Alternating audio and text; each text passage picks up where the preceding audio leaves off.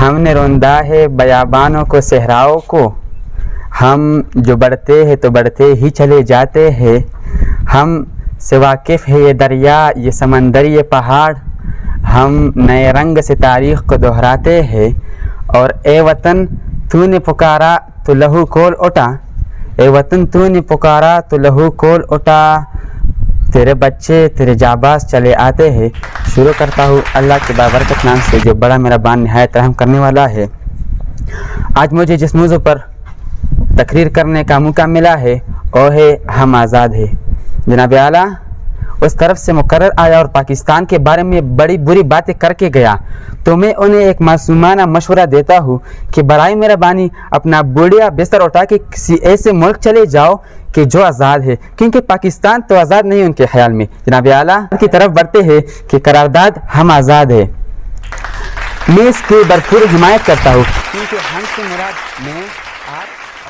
کیونکہ ہم سے مراد میں آپ اور اس سارے مملکت خداداد پاکستان میں رہنے اور بسنے والا انسان، اور آزاد سے مراد بے خوف و خطر زندگی ہے، زندگی گزارنی ہے۔ جناب اعلیٰ ہم آزاد ہے، ہم آزادی کی آج ہماری ملک کی فوج دنیا کی بڑی فوجوں میں شمار کی جاتی ہے۔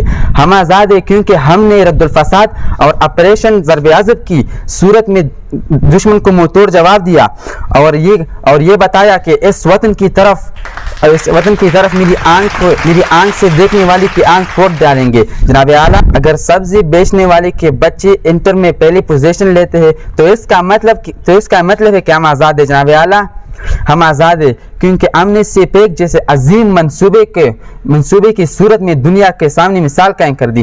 ہم آزاد ہے کیونکہ ہم نے عبدالستار عیدی جیسے عظیم فلاحی تنظیمیں قائم کی۔